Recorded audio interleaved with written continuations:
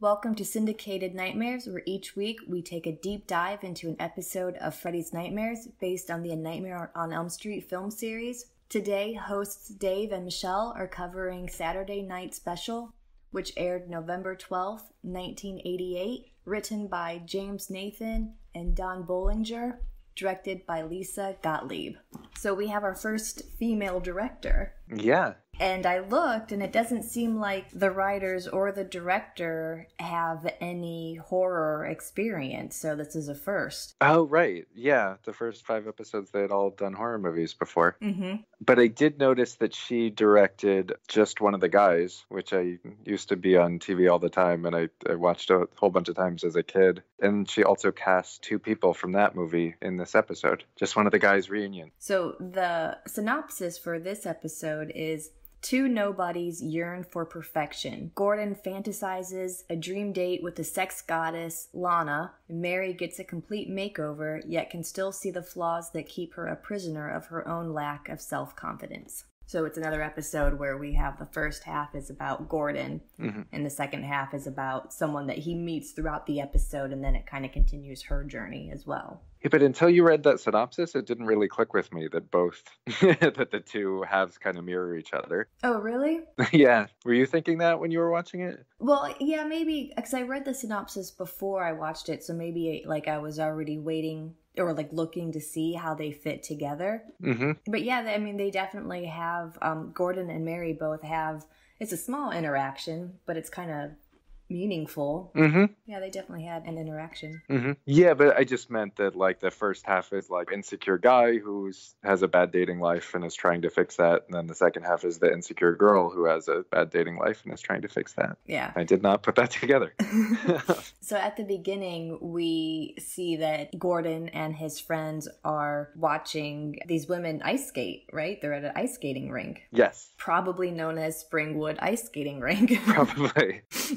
I was laughing at that during this episode. Yeah, there's a whole bunch of Springwood this, Springwood that. Yeah, it comes up a lot. Mm-hmm. When I was first watching it, I noticed that a lot of the camera angles and the shots were very sexualized when it came to, like, especially watching the females skate. Mm-hmm. And I thought, wow, if the Olympics did the same thing, their ratings would go through the roof.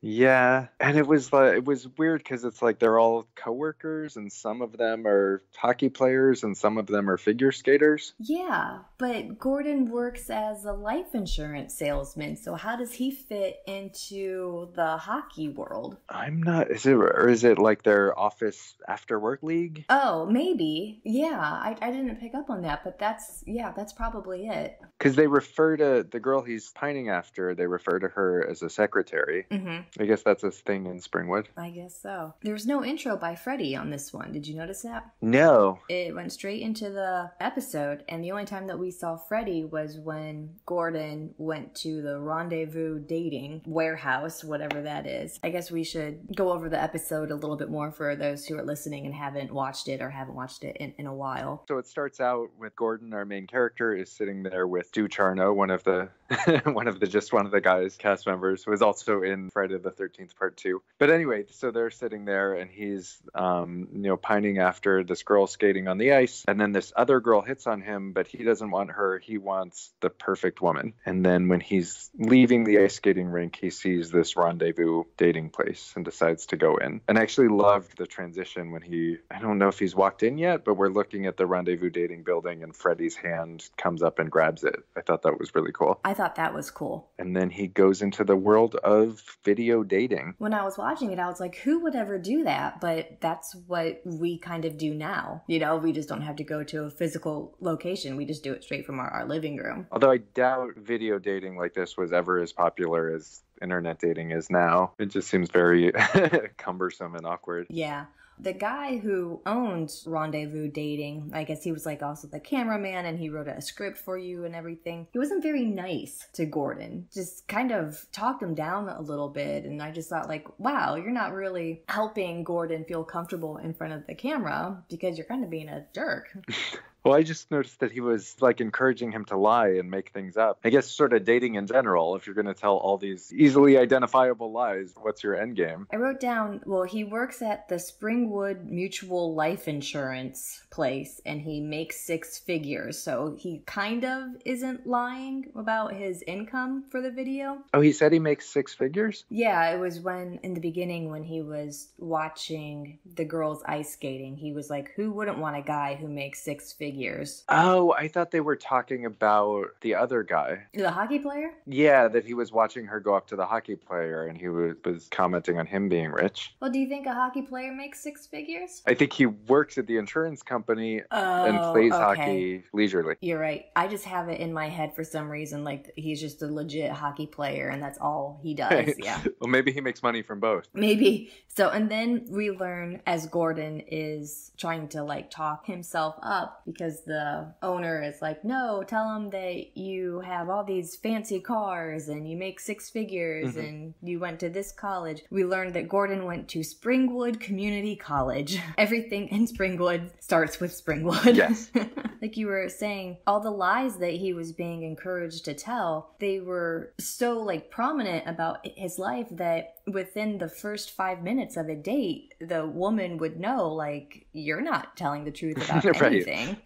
You know, he lied about what kind of car he has and his education. Yeah, and I was watching it, like, thinking back on my own dating experiences. Like, what's the biggest lie someone ever told me about themselves? The age was the only one I could think of. Younger or older? He was older. I mean, it would come up, you know, sometimes someone would shave off a couple years, which I didn't mind. But there was one where it was like an 8-year difference. Yeah, I think my biggest lie, my first girlfriend, she lied. Oh, it was a doozy of a lie. I was 19 and she told me she was 18. So we were dating for about 2 months and then I found out from her stepdad, who accidentally let it slip, that she wasn't 18, she was only 16. Oh my God. Yeah. Oh, that's horrible. It was the late 90s, so it was a different time then. Right. I guess, you know, like 16 and 19 wasn't that big of a deal. Right. Yeah. I mean, I guess there weren't that many years between you, but still, yeah. Yeah. Oh, yeah, I'm sorry. It was bad. Oh, no, it's fine. I'm over it. It's been 20 years. Yeah. But yeah, so if Gordon is starting all these relationships or possibly starting all these relationships based off lies, it's not going to go well for him if he does end up meeting someone that he's attracted to. I mean, unless he's just looking for a one-night thing, but it doesn't sound like he is. No, it doesn't, but the rendezvous dating kind of makes it that way. You know, like Gordon seems like he wants to find a wife, and rendezvous dating is just like, let's just start with one night and see where it goes. Right. Just tell a bunch of lies, get a pretty girl to show up, and take it from there. And we see a lot of workplace harassment in this one, and it's not really frowned upon. No, not at all. And I think it's almost in all the workplaces in Springwood. They just have this culture where they demean women and talk to them any way that they want to. And it's just like totally okay. Yeah. I did notice in this episode how fancy everyone's apartment is in Springwood. They seem like it's kind of a nice neighborhood. We talked about earlier in an episode. They seem to make about like $60,000 a year, and that just seems to follow suit, that it's just a bunch of like nice white collar jobs in Springwood. Yeah, not a hick town like the like the guy in the first episode said. Did you notice Gordon picks up this very beautiful blonde woman at her very fancy apartment? Yeah, who's sort of channeling a Kim Basinger 80s look. Yeah, definitely. And when he gets there, a woman named Mary opens the door, and she's not hideous, but she isn't as beautiful as this Lana girl. So Gordon is pretty disappointed when Mary answers the door, and she's like, oh no, you're fine. Lana's coming right out. Like, I'm not the one going on a date with you. It was so sad. I did kind of feel bad for her, and I felt bad for the actress as well. Like, how did that casting go? Right. If you don't think that you're attractive, come audition. And the way they made her up, I was like, is she Amish? She was all like buttoned up with, you know, long sleeves and floor-length dress and hair pulled back. So Gordon picks up Lana, and Lana is just the typical like ditzy blonde who has that sexy voice, and everything has like a sexual innuendo to it. He takes her to a restaurant, and the restaurant is kind of weird. Well, first of all, the name of the restaurant is Restaurant. That's what it says on the front. Not Springwood Restaurant, just restaurant. Oh, yeah, maybe the Springwood is implied. There were just weird interactions with women. Like there's the nightmare sequences where you keep seeing the waitress and the hostess get killed. And then also Lana just being overly impressed with everything he does. That's actually a lie. Yes, exactly. Everything that he's telling her that he does is a lie. And the nightmare sequences that you are talking about, how the hostess gets killed and then the waitress gets killed. So the hostess comes over with a bottle of champagne. Mm-hmm. And it's very overly sexualized, the way she's like stroking the neck of the champagne bottle. She goes to take the cork out and the cork shoots her in the eye. I don't like eye stuff. That freaks me out. So she gets shot in the eye and then the champagne explodes all over her. And it was just a very phallic, very like... The champagne bubbles, they get all over Lana's dress. And Gordon was like, oh, I'll have it dry cleaned for you. And that just seems like some like douchey thing that a guy would say if they're like on a first date and, you know, something explodes from his pants and it gets on her dress. You know, that just seems like... And I wrote down the line, I wasn't sure if I heard it right, but somebody says, the more expensive the champagne, the pinker the elephants. What did that mean? I wasn't sure. I guess that you'll hallucinate if you drink fancy champagne. Okay, like, yeah, the quicker you'll get drunk, maybe? Maybe, yeah. That's the hostess. That's her death. Yes. Then we move on to the waitress, who she's also very beautiful and being seductive as she's taking their order. And then she turns around and she gets impaled by this cart that is just rolling towards her that has like swords on it, but the swords are actually skewers that have like steak and other meat on it. The skewers impale her and she just like falls to the ground and starts dying, and Gordon's freaking out, and he's the only one who's able to see it because he's hallucinating, maybe off the champagne. Exactly. And then Lana says, like, let's go do something you do better than anyone else. And then it cuts to them at the skating rink because he told her he was in the Canadian Skating League. That's right. Yeah. Well, and then his nightmare kind of takes over at the ice skating rink, and he ends up like, well, Lana's like, come skate with me, and he's trying to like tell her no because he's obviously, it's being found out that he's a big phony and he can't skate. But then the Zamboni kind of takes over. Well, first of all, like, she gets out there and she's like this amazing figure skater. Apparently in this episode, every beautiful girl can skate amazingly. I'm watching this and he's like dreading going out there. And I'm like, just say you hurt your ankle. Like, you can come up with a lie to get out of that. Yeah. This was in November of 1990 or 1988. So when did the Nancy Kerrigan thing happen? 93. Oh, 90. Oh, okay. Then never mind. Gonna say he could be like, no, you know, you never know when Tanya Harding's gonna strike, right? Sort of thing. But she comes at him with a nightmare Zamboni. Yeah, he like apologizes and admits to lying, and it's his comeuppance. Well, yeah, because she tortures him, right? Yeah. With like, she shoots a hockey puck at his crotch or in his face. It doesn't really show you where it hits him, but it hits him somewhere where it's gonna hurt. A hockey puck being hit at you would hurt anywhere it hit. Oh yeah, I'm sure it could probably kill you. I think in Columbus, actually, someone in the stands was killed at a hockey game. Oh yeah, the Columbus Blue Jackets game? I think so, yeah. Yeah, it was horrible. Yeah, that is terrible. So he gets hit in the groin or the face with a hockey puck.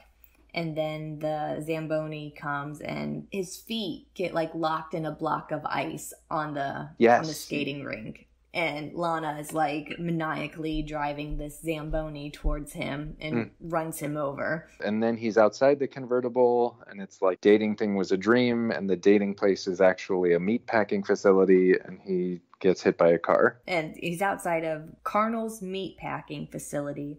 And the car that he gets ran over by is actually being driven by Lana. Is it? Uh-huh. Yeah, it's being driven by Lana, and the red car that he is driving in his nightmare sequence where he's full of lies, he gets hit by that identical car. So Lana is driving that red car that he made up and said that he owned. So it was kind of like one of those when your life flashes before your eyes. In his case, it was just every lie that you've ever wanted to tell flashes before your eyes. We'd say that seems to be like something this show has done repeatedly, and that, you know, someone's same as in the John Cameron Mitchell episode 2, where it's like he's getting killed, but he has this whole like dream sequence, and then we jump back to him, and it's like in the opening scene, and he's getting killed. No one from this episode was a part of the second episode, so it might just be a complete coincidence that that kind of storyline is the same there. But right, yeah, I don't know, maybe they were kind of given some like sort of direction, like, hey, just make all the dreams seem real, and then at the end get a we gotcha kind of thing. And right, so that's basically Gordon's story, right? He gets hit by the car and he's done. And then it goes into the second half of the episode where we are following Lana and her roommate, Mary. We know that Mary gets a complete makeover, but can still see the flaws that keep her a prisoner of her own lack of self-confidence. So Mary isn't a very attractive person, especially when she's standing next to Lana, her roommate, who is a blonde bombshell. Yeah, I mean, she's not a bombshell, but they make her look very dowdy in this episode, whereas she could just get a makeover and she would look much, much better. Yeah. Lana and Mary work at Springwood Realty. Of course. And this is how you mentioned earlier, the way that the women are treated, female workers are treated by the male, I guess, bosses, and even the other employees really isn't all that great. Right. Like the boss is telling Lana that he wants her to meet with this client because, well, first he's like wants her to take a sick day because she broke a nail. And then he wants her to meet with the client because she's the prettiest. And he doesn't want her to meet with this other unseen woman who's not as pretty. And it seems like if this episode were happening today, like the character of Lana would be like, you know, I want to be known for my work and for being good at my job, whereas in this she's just like, tee-hee, my beauty gets me everywhere. Yeah, that's totally right. And she was very welcoming of how her good looks are going to get her far in life, and ends up encouraging Mary to get a makeover so people will basically pay attention to how she looks instead of the person that she is inside and the brain that she has. Right. Before we get too far, I want to mention that they actually mention Freddy Krueger in this one. That he brought the housing market down. Yeah. Which I guess Freddy would. Like, if that happened, If someone killed 20 kids in the neighborhood, it would, people might be right. I think there would be a bunch of people moving and the neighborhood would go down. So they're talking about because of Freddy Krueger killing all these 20 kids, that houses are empty now, and that he is able to sell the empty houses to a guy who wants to build a shopping mall. Don't remember that. Is that what I referred to him as my notes as the Silver Fox, but is that what that guy wants? Yeah. So Mr. Raleigh wants to come in and look at the neighborhood because he plans on putting a shopping center and like knocking down all the homes and putting a shopping center in. Is that legally allowed, just to put a shopping center in the middle of a neighborhood? Because like zoning laws, I think he would have to like get that changed.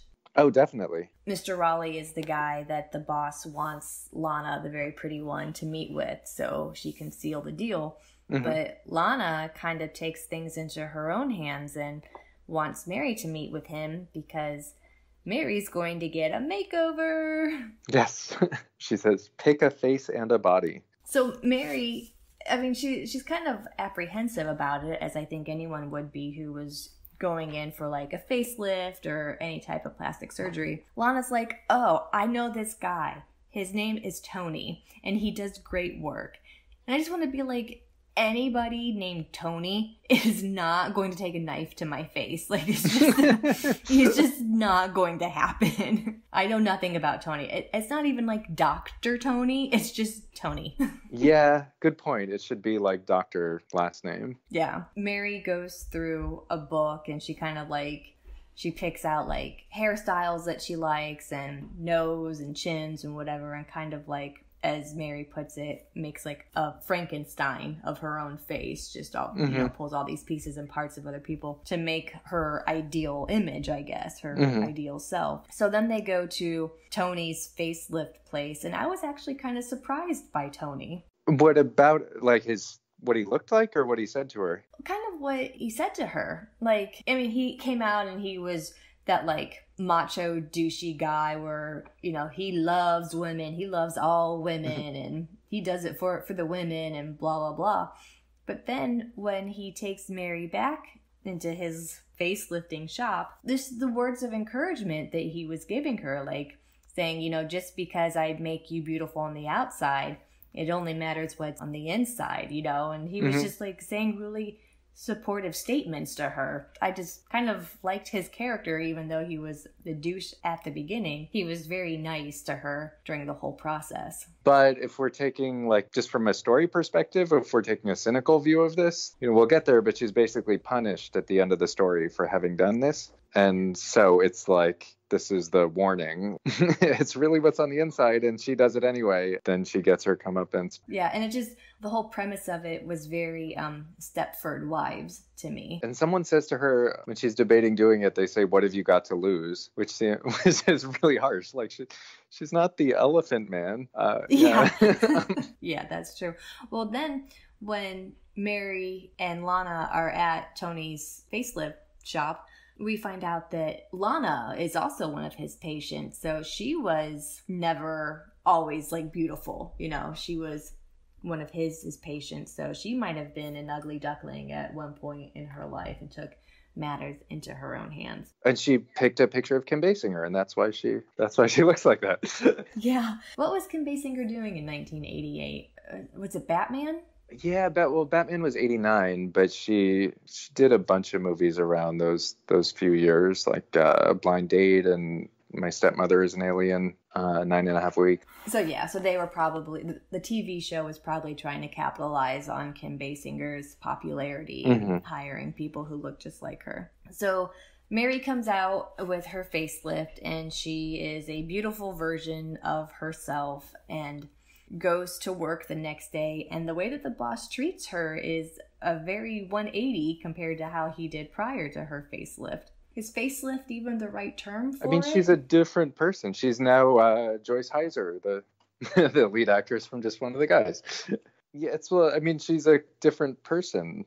But then she says that it was like a new hairdo and a little makeup. That's her explanation to the boss. Yeah, and the boss like totally buys it. Forget, like, she's taller now, her teeth are different, like right. Things that you shouldn't be able to change about a person. Her voice is different, like everything about her is different.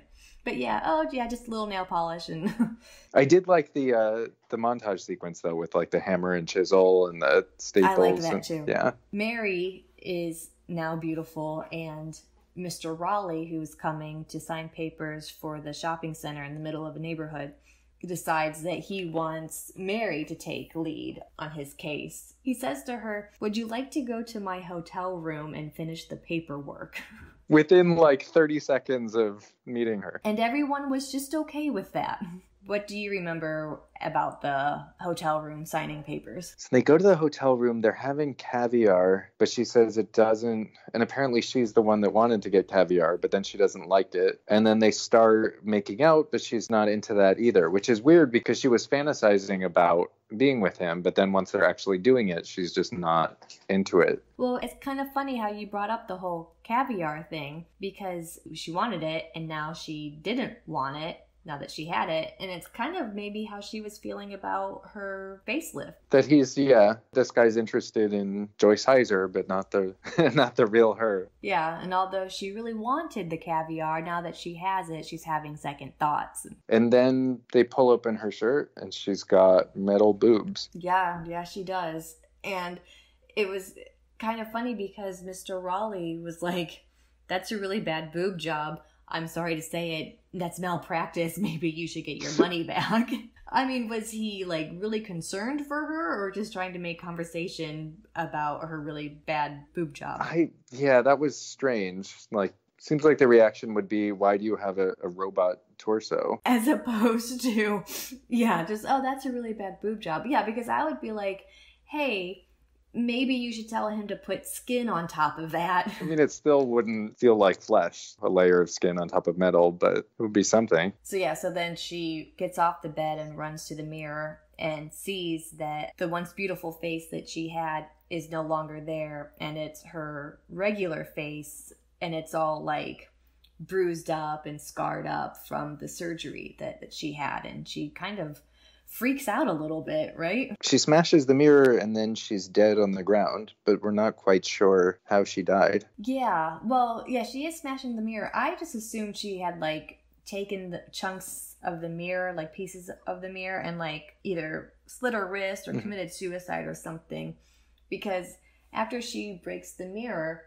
it jumps to Mr. Raleigh in his hotel room being arrested by the police, and he's like, I didn't do it. It wasn't me. Call my lawyer. Then the camera pans down and we see her dead on the floor. And it never really explains how that happened. We know why it happened. Yeah, and she's dead on the floor as her prior self. Yes, she is, yeah. But it wasn't, I mean, if she was like chiseled and stapled and stuff, she shouldn't have converted back to her old body after dying. Yeah. Unless it was all a dream and like, unless the whole Tony thing was a dream and it was, well, I was going to say it was just self-confidence, but she pictured herself as a different person. But that might be a stretch. I think this episode was all over the place. I'm not sure like what they were trying to do with it. Yeah. And then if Lana had that same procedure done, why didn't she have the metal boobs and mirror freakouts? Yeah, well, I think a lot of it did have to come from confidence, and Mary,